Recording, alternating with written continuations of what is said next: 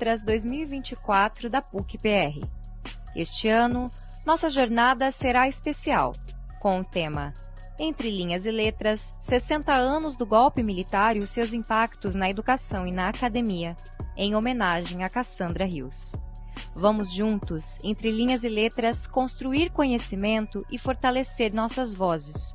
Aproveite a programação e fique agora com a atual palestra.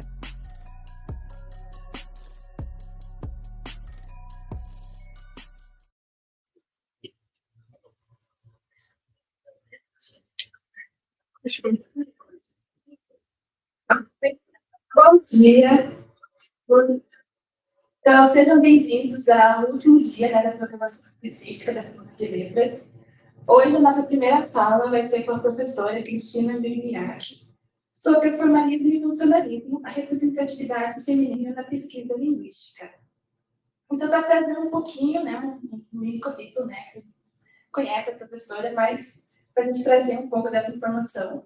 A professora Cristina possui pós-doutorado em Linguística Aplicada pela Universidade Federal de Santa Catarina, doutorado em Linguística pela Universidade Federal também de Santa Catarina, mestrado em Letras pela Universidade Federal do Paraná e especialização em Gestão e Liderança Universitária pela PUC.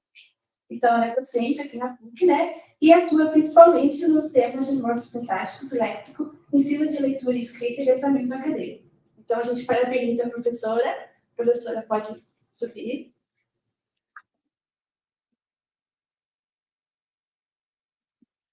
Agradecemos a presença e passo a palavra.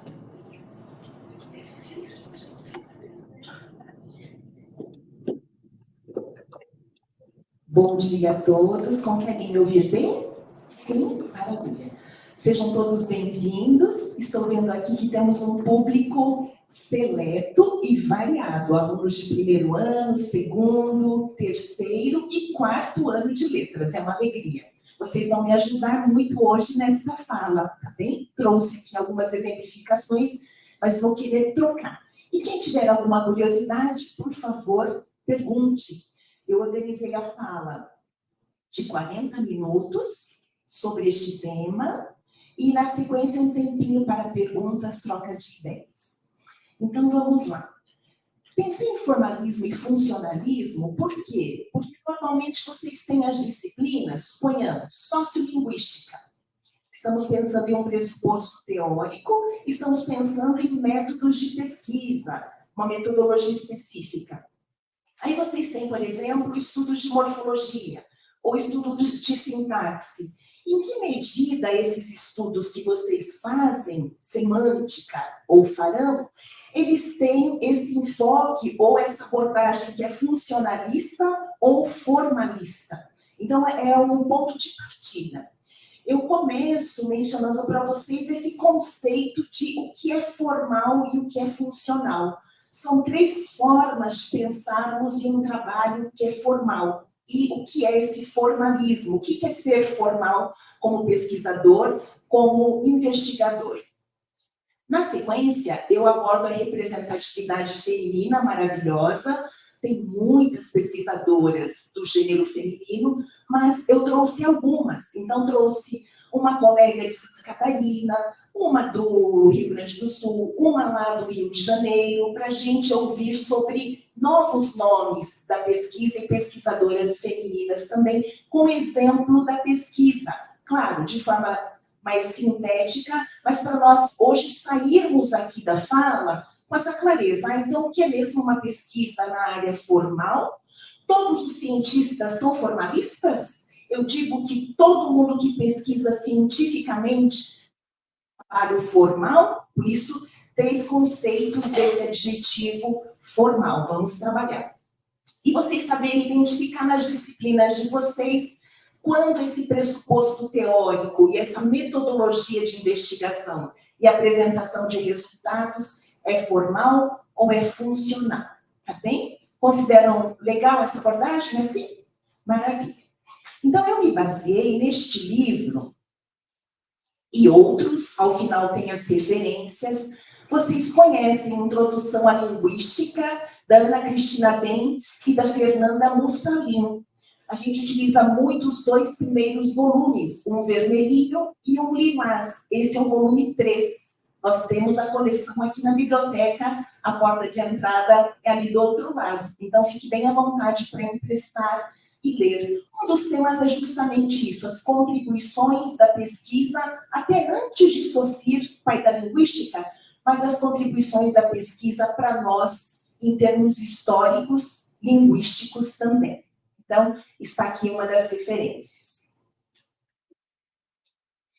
Vamos começar? Obrigada. Já de antemão agradeço a Sabrina, que já foi minha estudante, é do CA. O CA está trabalhando lindamente. Nossa, parabéns a todos os integrantes do Centro Acadêmico de Letras.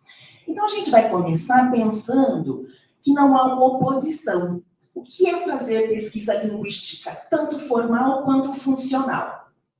No Brasil e no mundo, nós temos muitos programas de investigação científica e esses programas, eles nem se preocupam em se classificar. Essa pesquisa é formalista ou funcionalista, porque o próprio referencial teórico e o método já vão indicar isso. Todos importantíssimos. Todos esses programas de pesquisa têm base teórica, é por isso que vocês, em cada disciplina, têm um pressuposto teórico para ler. Não há pesquisador, pensemos aqui. Eu tenho 4 orientandos de iniciação científica, PIBIC. Quem está no primeiro ano já deve pensar na iniciação científica. Conta para o seu currículo, para o seu amadurecimento acadêmico. Então, pensar que toda a universidade, em todas as áreas do conhecimento, tem orientações teóricas que trazem um valor histórico importante e são base para a investigação, as evidências sobre o fenômeno linguístico que você vai elencar. Então, não existe cientista sem uma teoria, um pressuposto teórico adotado. É uma das primeiras perguntas que se faz a esse cientista. E o valor histórico? Ontem à noite eu achei bem bonito, tivemos a fala com a linguista fonóloga Thaís Cristófaro Silva, que é lida nas disciplinas de fonética e fonologia aqui. Ela esteve ontem à noite, online, e um dos colegas da noite, né? Um dos colegas da noite, o Gilmar, fez uma pergunta para ela. Professora, você é a favor do estruturalismo ou do gerativismo? Porque vocês estudam no primeiro ano essas duas correntes teóricas. E eu achei maravilhoso, porque ela justamente abordou a relevância para a construção da ciência. Sem Saussure, final do século XIX, início do século XX, e os registros que os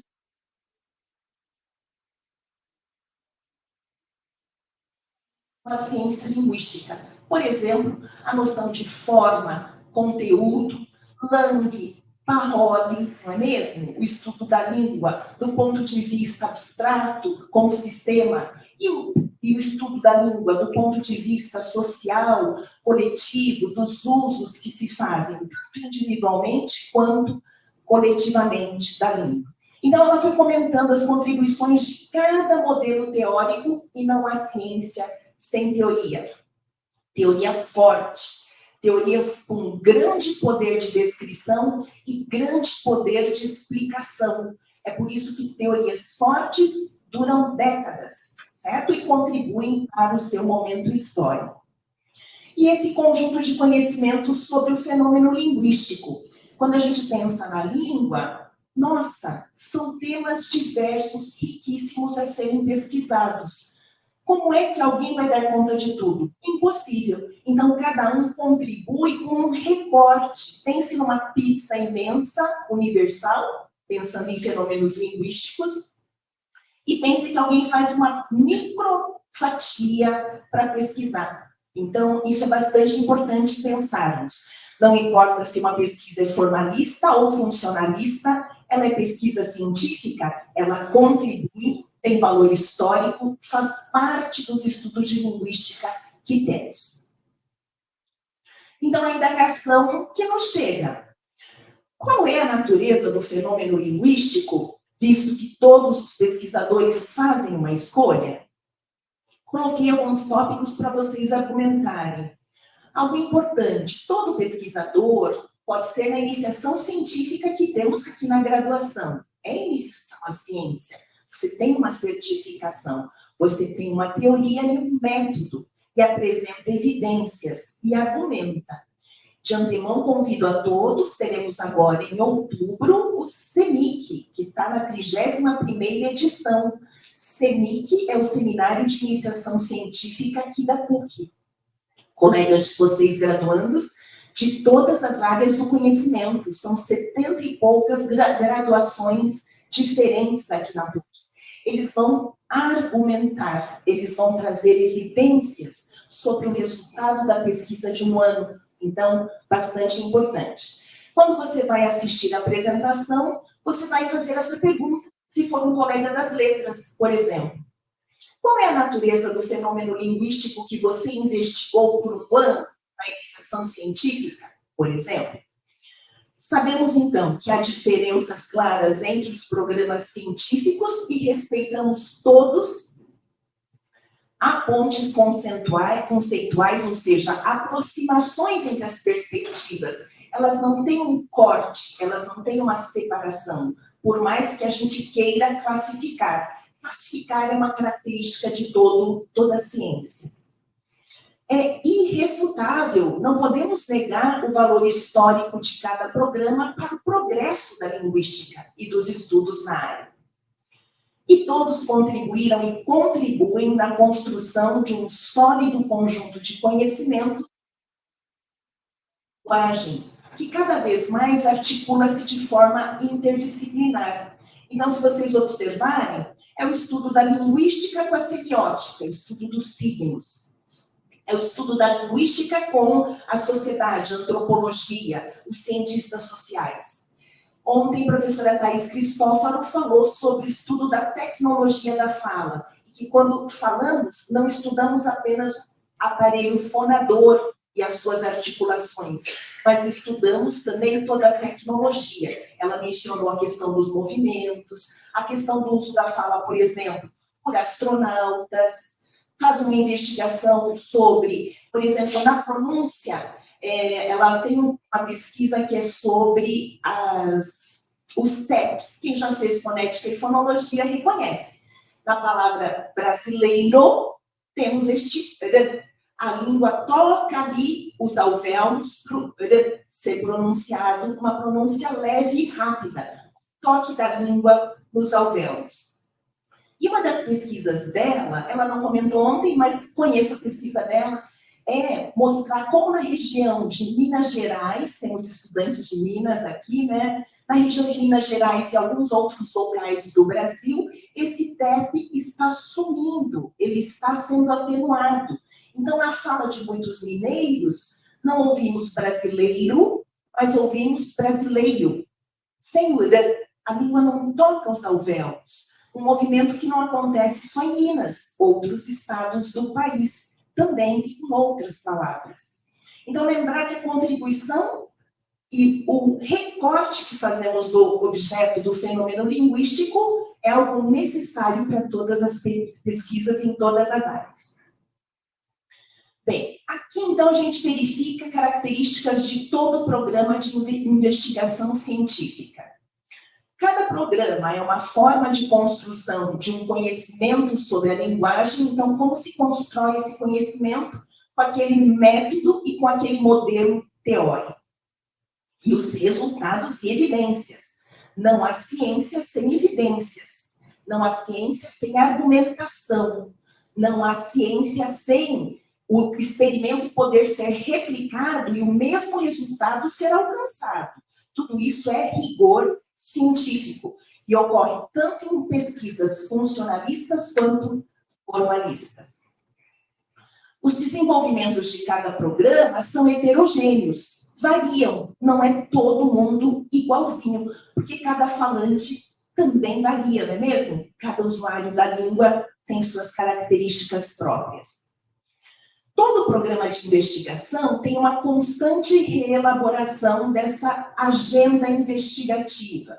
Então, vou dar um exemplo de Chomsky e o modelo gerativista, porque ontem foi uma das curiosidades de um dos estudantes, colega de vocês. Foi o Gilmar.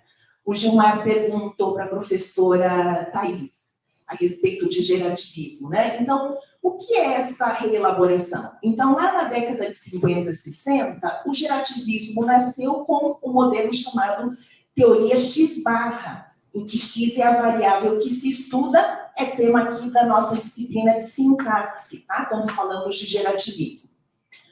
Isso, pesquisadores do mundo todo fizeram esse teste. Então, o que foi esse programa na década de 50 e 60? Buscar encontrar este modelo de gramática universal, que nasce na mente de todo falante, com princípios parametrizáveis, e o mundo todo. Então, Chomsky, nos Estados Unidos, ainda vivo, ele esteve no Brasil, inclusive, no primeiro semestre. Ele pesquisando, e a equipe em inglês, mas linguistas no Japão, na Islândia, no Brasil, na Noruega, na Austrália, todos pesquisando nas suas respectivas línguas a metrização que os falantes de cada língua demonstravam, que a língua demonstra. Então, começou com a teoria X-barra. Foi seguindo, foi para a teoria temática. Vocês estudam papéis temáticos na semântica, por exemplo. Depois foi para a teoria do caso. Uma exclui a outra? Não. É apenas esse processo de reelaboração, complementação. Então, uma não invalida a outra, certo? Constroem-se no mesmo programa de investigação científica. E cada programa vai apresentar essa continuidade teórico-metodológica, o que evidencia a força desse programa, ou seja, o programa continua tendo teóricos que se embasam nessa pesquisa e trazem evidências sobre a pesquisa. Então, agora, nós vamos falar um pouquinho sobre formalismo e funcionalismo. Eu fiquei buscando, fui no Copilot, está nas referências, tá? A inteligência artificial. Fui colocando palavra-chave e pedi para ele uma imagem. Me inspirei no Yin e Yang, né? Todo mundo viu ali a imagem, viu que tem essa inspiração. Então, pesquisa formalista, pesquisa funcionalista, veja que eu tenho lá no corpo branco um núcleo preto, ou cinza. E lá no corpo cinza, eu tenho um núcleo branco. Ou seja, estamos falando aqui nesse círculo holístico da pesquisa daquela área, no nosso caso, sobre fenômenos da linguagem em geral. Para fazer uma analogia para o nosso Brasilzão, que é lindo, pensem lá na Amazônia, nos rios Negro e Solimões. Alguém já deve ter visto imagem? Então, tem um momento lá, se você está lá no Amazonas, se você está lá, por exemplo, em Manaus, capital, nessa região de Manaus, você tem o encontro dos dois rios.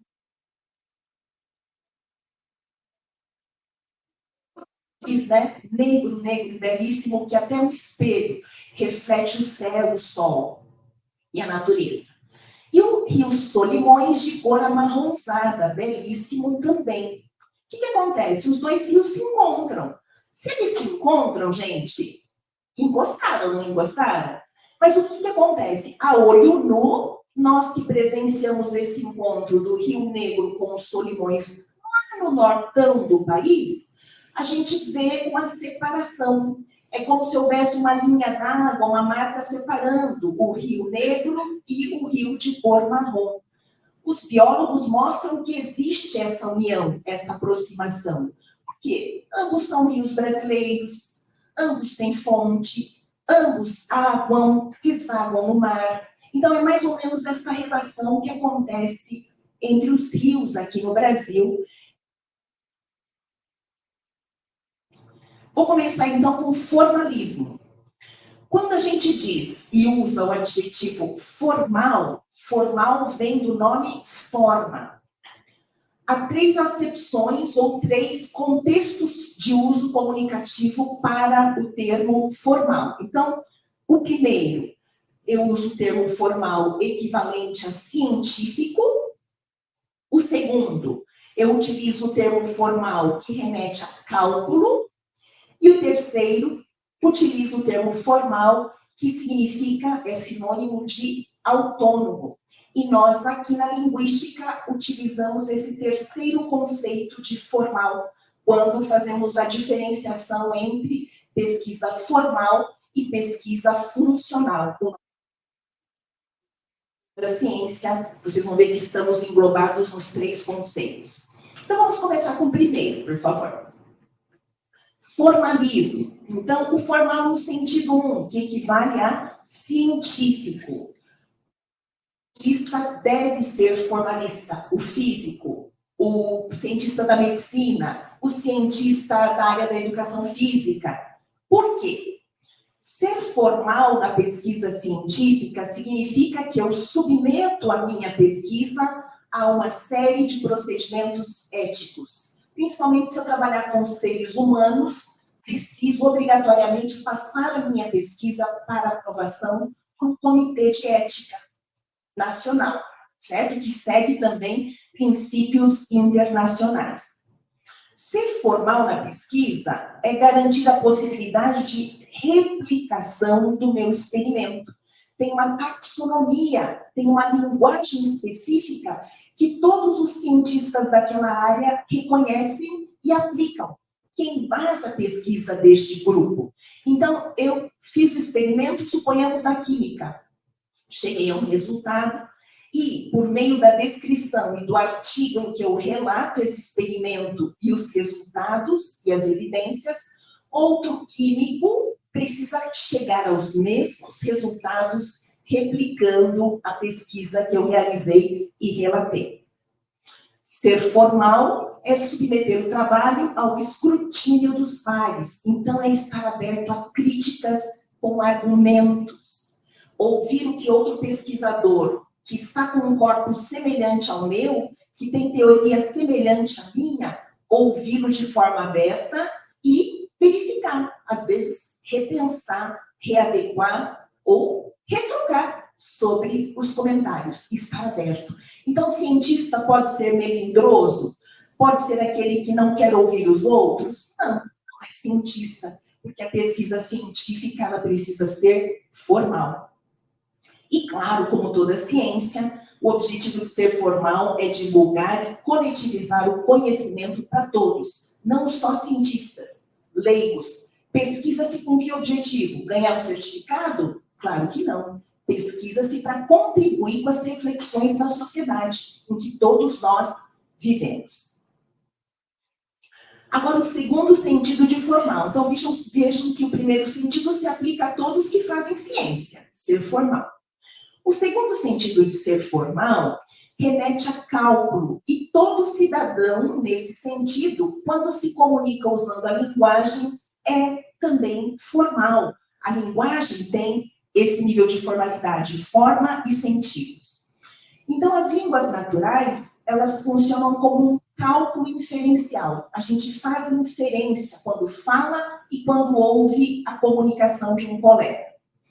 Um exemplo são os silogismos de Aristóteles, digamos assim, o primeiro formalista do Ocidente. Olha o silogismo que ele apresenta, que todos nós conhecemos. Todo homem é mortal, João é homem, logo João é mortal. Aqui vejam que nós fazemos um cálculo quando compreendemos o silogismo. É um cálculo que agrupa esses sets, ou são os grupos. Pensem assim, na semântica, quem já está fazendo semântica, estuda os elementos que a gente chama, né? Os elementos que são menores, que agrupam elementos maiores. E nós temos um grupo menor, o João está no primeiro grupo. Ele pertence a um grupo maior, que é o conjunto de humanos, que pertence a um grupo maior, que é o conjunto de mortais. Todos os humanos têm essa característica. Vamos dar um exemplo com a palavra metade, que é um substantivo, poderia ser meio. Vejam lá, se eu digo para vocês, metade da semana passou, vocês já fizeram um cálculo sem perceber, inferência. Já se passaram então 3 dias e meio ou mais, visto que toda semana tem 7 dias no Ocidente, não é? Se eu digo, fiz metade do trabalho, eu também consigo mensurar. Então, fazemos, a laranja foi cortada ao meio, se visualiza. Inclusive, a laranja era a última, mas essa tua metade está maior que a minha, a gente não briga? Então, veja que a gente está fazendo esse cálculo. Então, quando pensamos em formal, remetendo a línguas naturais, a gente não percebe, mas faz esses cálculos usando a linguagem. Algo importante, vai começar a observar sobre esses cálculos ou inferências que fazemos quando nos comunicamos. E o terceiro conceito de formal, que usamos nessa, entre aspas, distinção, formalismo e funcionalismo. Formal é sinônimo de autônomo. Então, surgiu o termo formal, e quando você se refere a formal na atualidade, na verdade, desde a década de 90, você se refere normalmente a um estudo formal, vem à sua mente o gerativismo. Por quê? Por conta do objeto de estudo. Então, existe essa acepção de formal, relaciona-se praticamente diretamente ao gerativismo, e a hipótese que dá base a essa relação é a de que a hipótese da autonomia, relativa ou não, da sintaxe, ou seja, da gramática, em relação aos demais componentes da linguagem. A diferença nos objetos de estudo.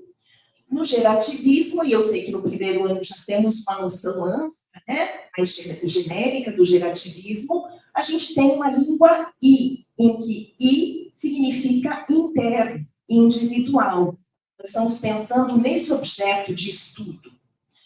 Um exemplo de uma ciência ou área da linguística funcional, que é a sociolinguística, uma disciplina que muitos já estão cursando ou já cursaram. A sociolinguística tem como objeto de pesquisa, de investigação, a língua E, em que este E remete a externo, coletivo, os usos relacionados entre linguagem e sociedade. Cada um de nós aqui tem uma fala. Então, essa diferença vai explicar que as metodologias de pesquisa sejam diferentes. Uma é melhor que a outra? Não. Uma é mais válida que a outra? Não. Desde que todas sejam formais, entre aspas, no primeiro sentido, obedeçam aquele passo a passo que toda pesquisa tem que apresentar, todas são muito e muito válidas, contribuem para a história da pesquisa linguística no Brasil e no mundo. Tudo bem? Aqui eu falei sobre os 3 conceitos de formal. O foco hoje é o formal em contraposição, diferenciação ao funcional em termos de pesquisa. Então, agora a gente vai migrar para exemplos. Então, o funcionalismo, né? O que é o funcionalismo? A gente já vai para um exemplo prático. O enfoque funcionalista subordina o estudo do sistema linguístico ao uso. Tem que ter uso. Lembra que funcionalismo vem de função. Com que função se usa a língua em sociedade? Então, está relacionado ao uso. O posicionamento teórico. Há uma relação entre linguagem e o seu contexto social, fundamental. Então, é língua na sociedade. Lembre, o objeto de estudo, língua e externo. O objetivo, descrever expressões verbais relativamente ao seu funcionamento em contextos sociais específicos. E você tem que determinar que contexto social é este. Então, aqui a gente poderia exemplificar de várias formas, tá, gente? Mas pensei nas disciplinas que temos aqui no curso, com as quais vocês já têm contato. Se pensamos no formalismo, um exemplo, o gerativismo. Se pensamos no funcionalismo, um exemplo, pesquisa na sociolinguística. Aqui, então, da ótica do formalismo, né? Nosso ponto de partida. O gerativismo introduziu na linguística o dado negativo. O que é esse dado negativo? Que é uma forma de trazer evidências incontestáveis dentro desse modelo teórico. É um método de testagem de hipótese e forma de alcançar uma regra subjacente, ou seja, que está na língua I, interna, individual a todo falante, pode relacionar com a noção de gramática internalizada, ao que foi efetivamente produzido. O que acontece? Um brasileiro, e temos aqui colegas estrangeiros, estou feliz em ver aqui as colegas do Chile, temos colegas da Noruega, não é mesmo? Na mesma turma, sejam muito bem-vindas. Veja lá, um brasileirinho, falante nativo do português brasileiro, jamais vai pronunciar menino o correu, ou numa pergunta.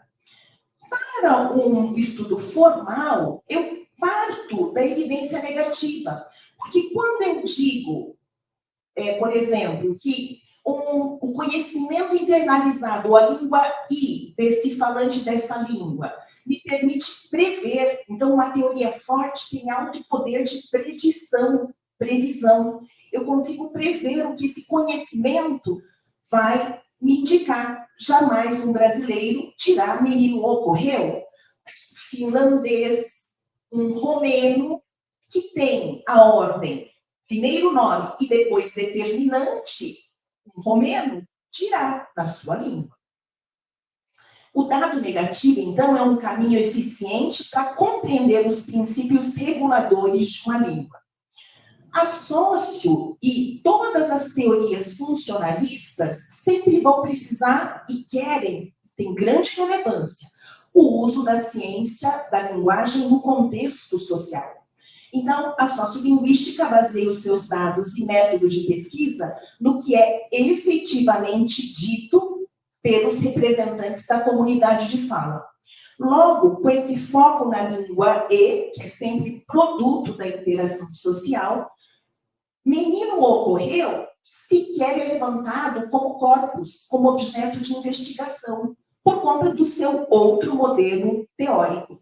Então, para a sociolinguística e teorias funcionais, não se pode nem mesmo ser colocado essa sentença menino ocorreu, que é a gramatical, como objeto de pesquisa. Então, vejo que não tem demérito nenhum. É como a fatia sobre os fenômenos da linguagem que você escolhe pesquisar.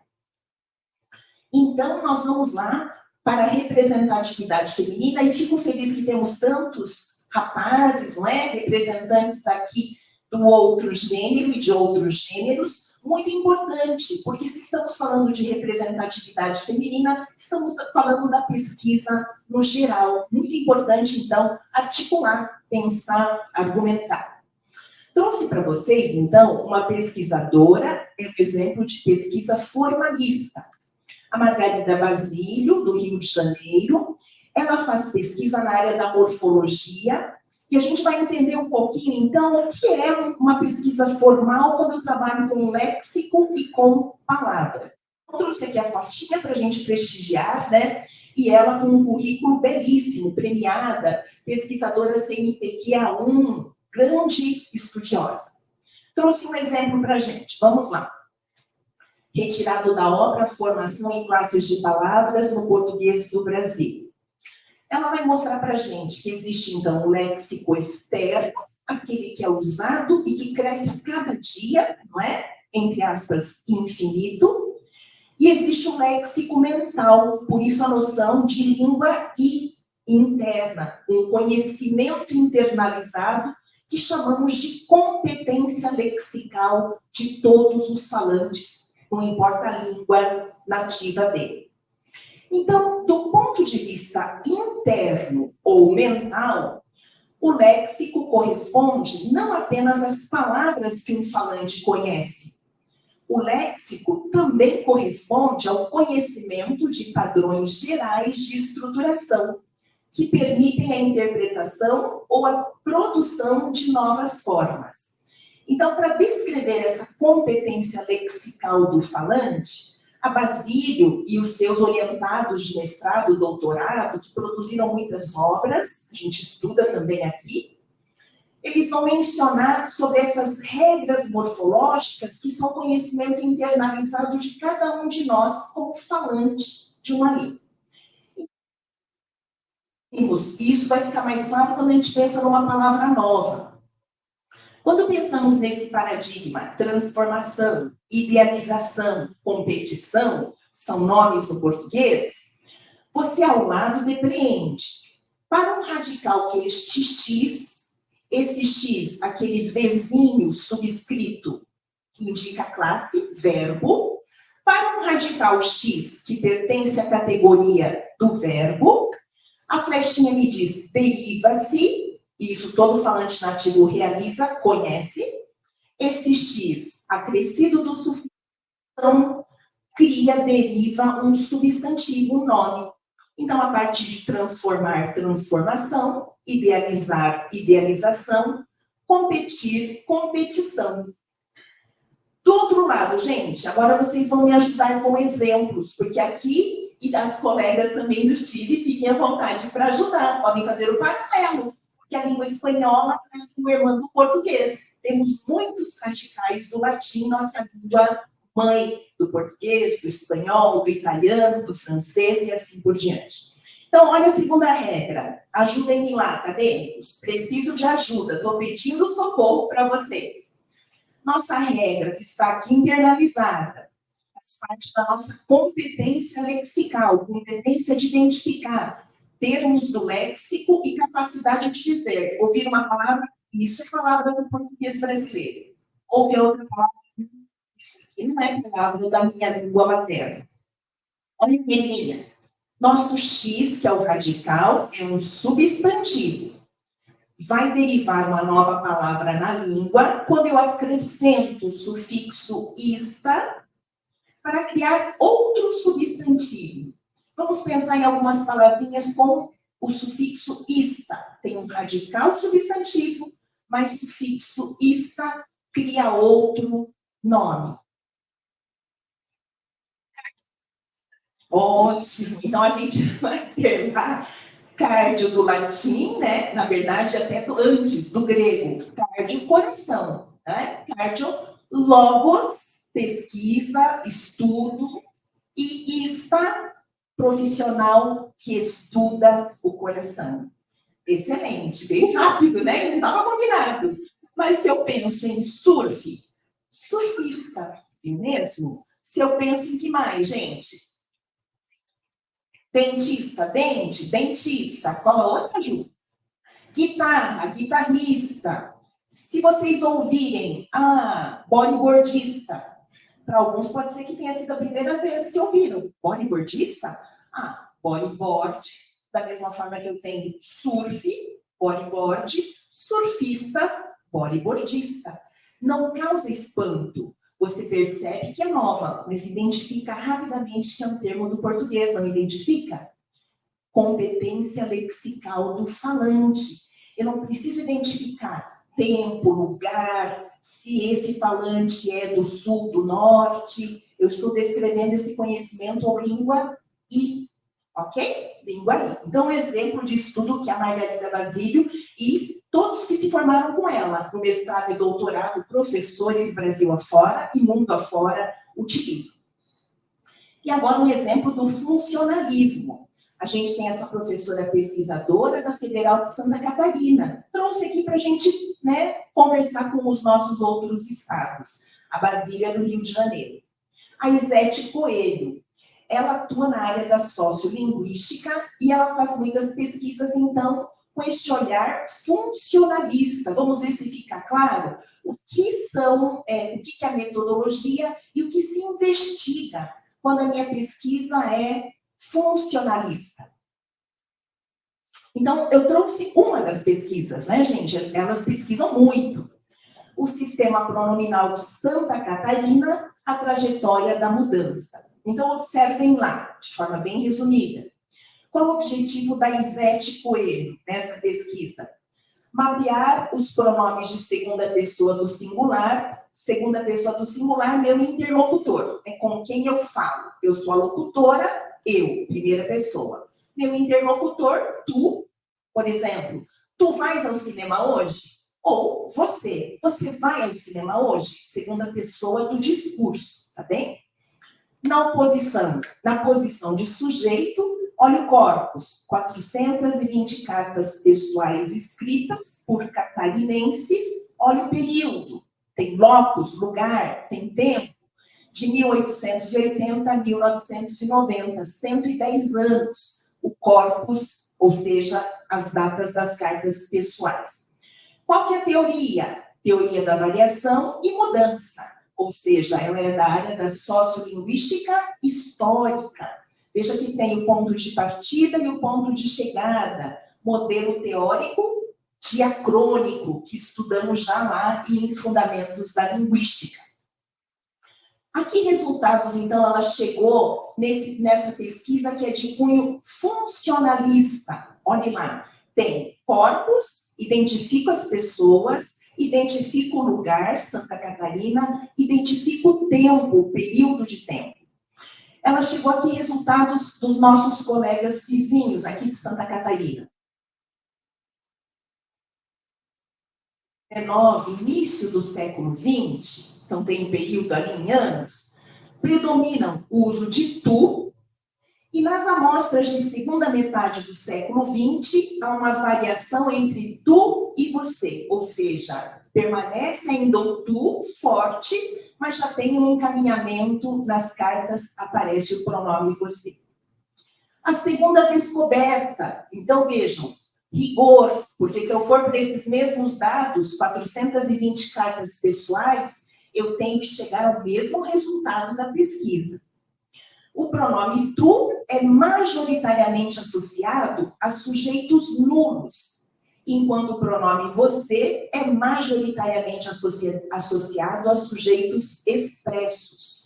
Sujeito nulo, não pronunciado. Mas como eu identifico? Pela desinência verbal. Então, eu diria, vais ao cinema hoje? Sujeito nulo, não pronunciado. Vais indica que é tu. E no caso de você, predomínio do sujeito expresso. Então, eu não digo, ou digo menos, vai ao cinema hoje? Preciso do você. Você vai ao cinema hoje? Certo? Porque eram cartas escritas, né, gente? Não era face a face a comunicação. E a terceira descoberta, o resultado, o uso de tu parece estar relacionado a cartas de teor mais pessoal. Em Santa Catarina, tu é mais próximo para nós também, né, gente? Às vezes você manda um WhatsApp e você diz, desejo um lindo final de semana para ti. Eu uso muito isso, ti, que é segunda pessoa, parece que eu aproximo do que para você. Não é? Tem, então, esse contexto comunicativo. Ao passo que o uso de você parece estar correlacionado a cartas de teor mais profissional, certo? Então, temas mais distantes, não pessoais. Aqui tem uma tabelinha, vou chamar a atenção ali para vocês só. Aqui ela comparou essa mesma pesquisa que é brasileira, cartas dos séculos 19 e 20 foram pesquisadas. E aqui vejam lá, no Rio de Janeiro, Minas Gerais, São Paulo, Estado, Bahia, Pernambuco e Rio Grande do Sul. Uma pesquisa funcionalista também tem que buscar esse abranger geográfico importante, porque os brasileiros são todo este Brasil imenso.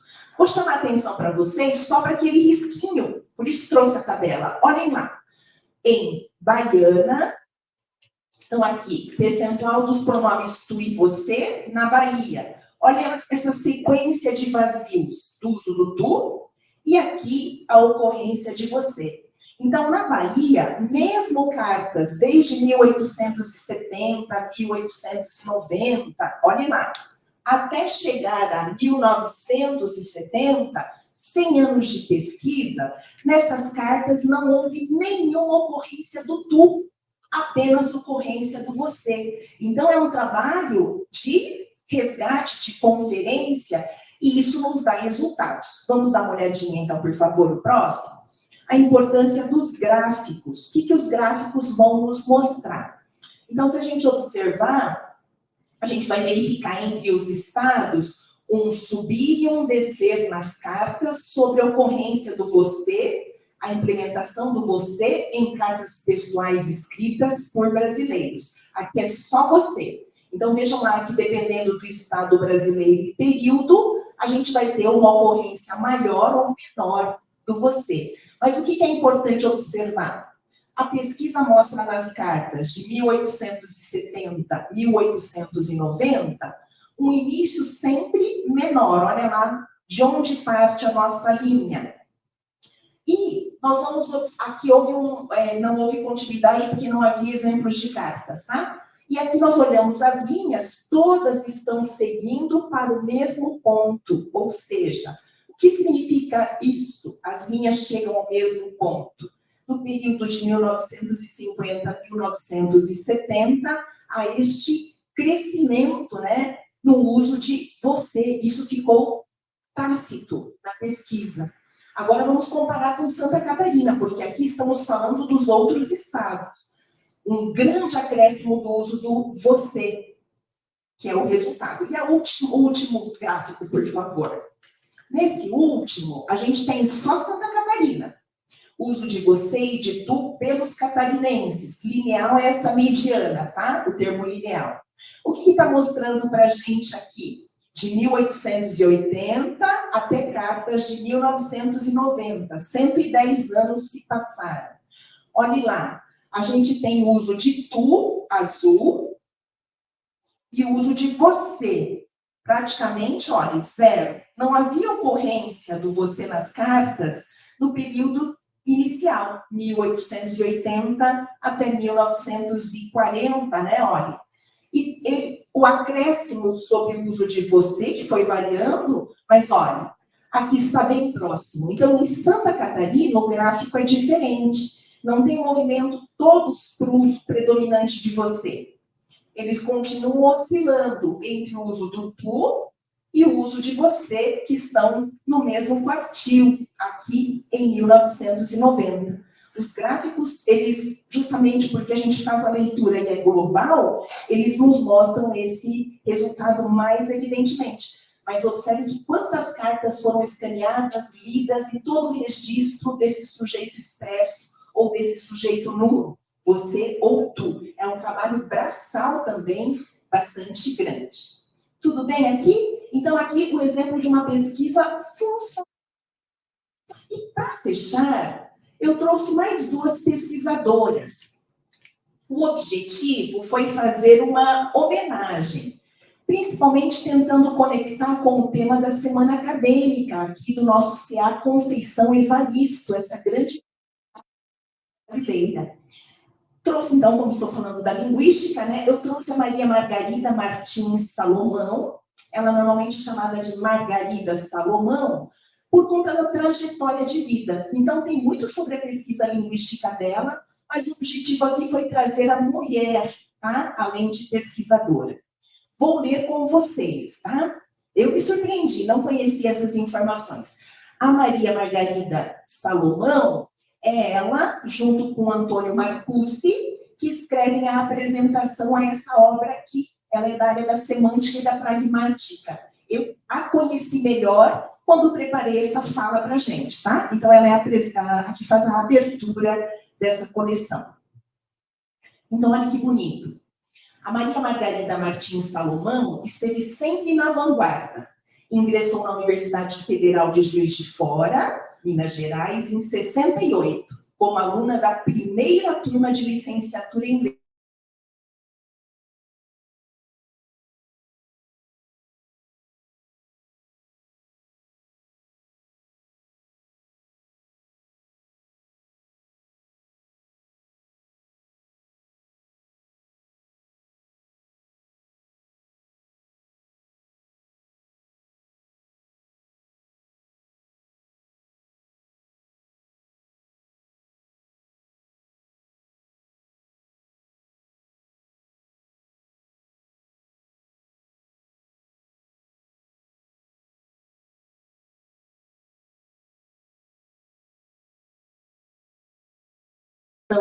Com 54,9% dos votos válidos.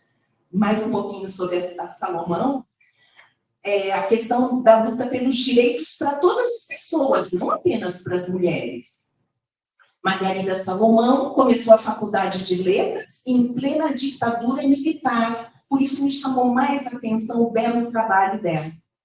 Parte de uma geração que procurou mudar o mundo, a fala da semana toda, né, da juventude, já na abertura, mudar o mundo, sempre flertando com a cultura. Ela recorda de como era viver em meio a muitas restrições, sobretudo para mulheres, e principalmente em relação ao comportamento sexual e político. 50 anos depois, as resistências continuam sendo óbvias para a primeira prefeita de Juiz de Fora. para lidar com o machismo estrutural na vida profissional, a estratégia usada, Margarida, é trabalho. Palavra-chave, né, para a nossa vida, tá? Então, a Margarida Salomão, só mais um slide, só para que depois vocês possam buscar, quem tiver interesse, sobre a pesquisa linguística dela. Ela trabalha com polissemia, aspectos e modalidade no português brasileiro, trabalha com a expressão da implicação material em português, sobre o lugar da gramática e da teoria linguística, e também faz uma abordagem funcional para o caso, sistema de caso morfológico nesta língua cochabamba, de queixo. Bem, então, sobre a Margarida, para a gente ter uma noção, Margarida Salomão, um nome importante também na política brasileira, além da linguística. Para fechar, né, gente, não poderia deixar de trazer a Inguedore Có, que todo mundo lê e todo mundo conhece. Só que a gente lê a autora, a linguista, as referências teóricas. A mulher, Inguedore Có, que faleceu faz 5, 6 anos. E todos nós sentimos muito. Inguedore Vilaça Có nasceu numa família judaica, filha do professor Paul Brunfield e de Anne-Marie Fackenheim. Seu avô materno, o médico Julius Fackenheim, gueto e campo de concentração nazista de Theresienstadt. Ela se naturalizou brasileira em 55 e se casou com o advogado Luiz Carlos Vilaça Có. Como acadêmica, Inguedore implementou a área de linguística textual no Instituto de Estudos da Linguagem da Unicamp e destacou-se no Brasil por suas publicações, que são bibliografia frequente nos cursos de letras do país, sabemos bem. Foi pesquisadora emérita pelo CNPq, pelo conjunto de sua obra científico-tecnológica e por seu renome junto à comunidade científica, conhecendo um pouco sobre a pessoa e a luta. E, na verdade, como cidadã, cada uma dessas linguistas, como cidadãs, esse enfrentamento social, histórico, político, certamente trouxe muita força que permitiu esse avanço na área dos estudos linguísticos. Então, aqui eu fecho, tem as referências na sequência, e isso aqui, as obras da Inguedore, algumas, né, gente? A maioria na nossa biblioteca. Quem ficou curioso da linguística de texto, vá lá para a nossa biblioteca, aqui, né, do ladinho, e peguem lá os livros da Inguedore Có. Agora sim, as referências que utilizei aqui para essa pequena fala. E temos um tempinho, né? Deixei um tempinho para a gente conversar, então fiquem bem à vontade. Não sei se Kathleen quer.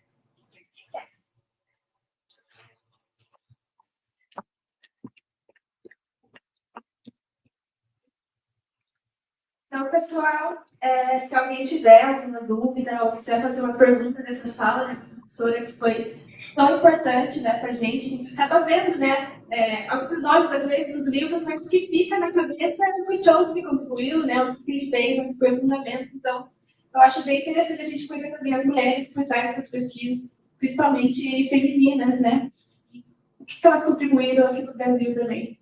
Então, se alguém tiver alguma pergunta, não sei se alguém pensou alguma coisa? Não?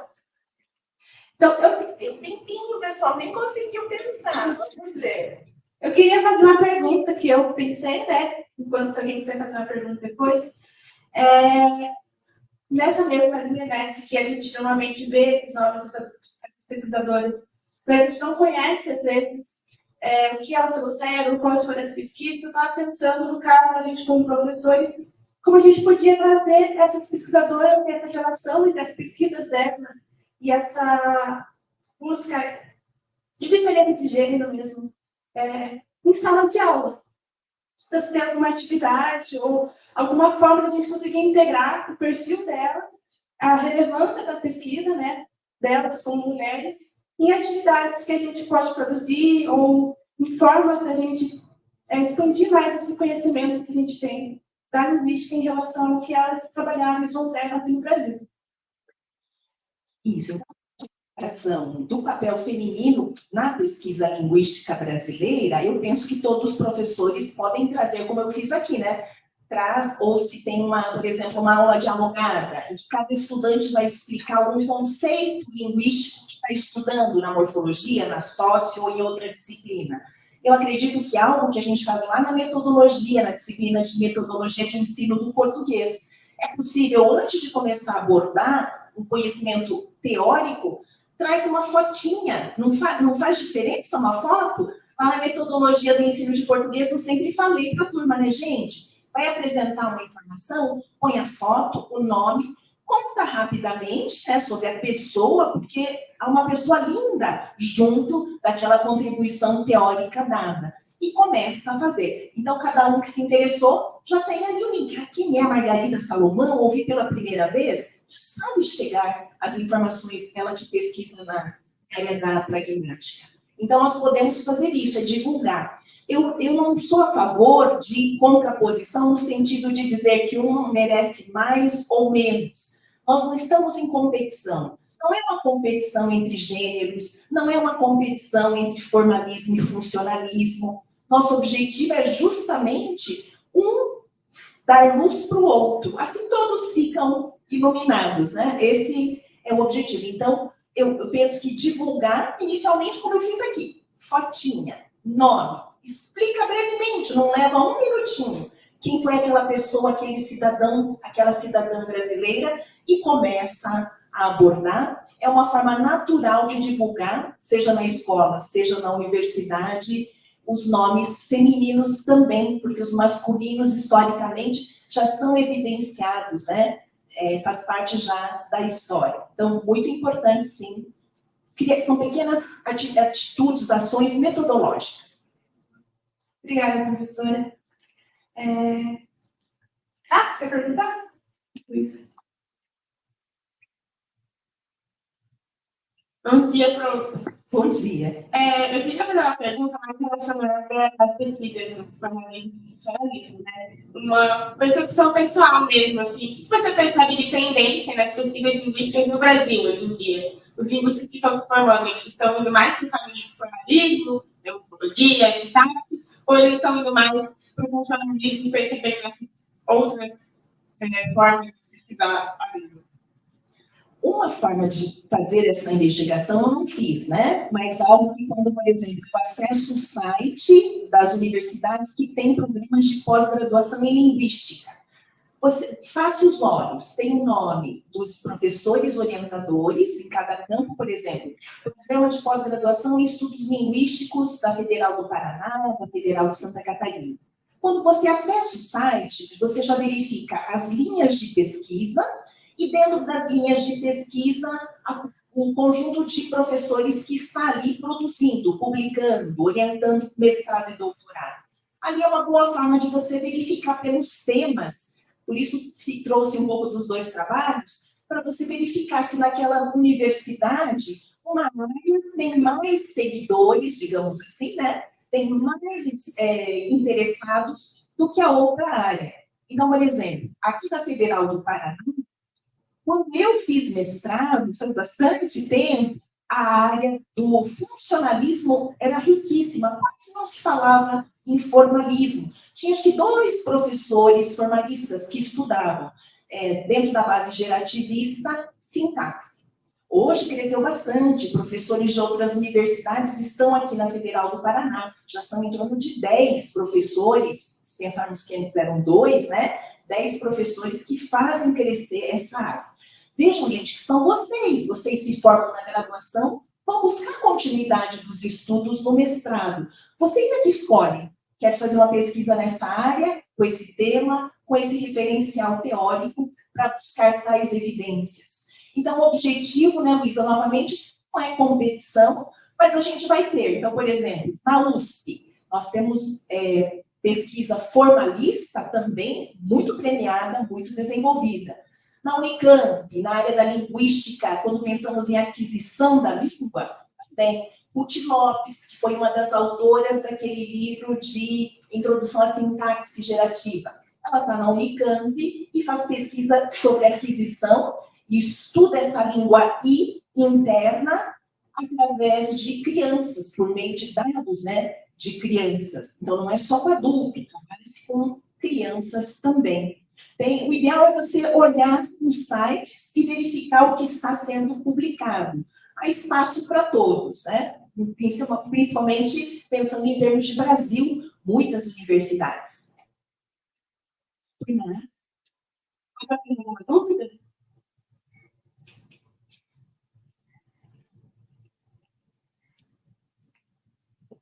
Então, eu acho que é isso, gente. Se mais ninguém tem nenhuma dúvida, a gente pode encerrar.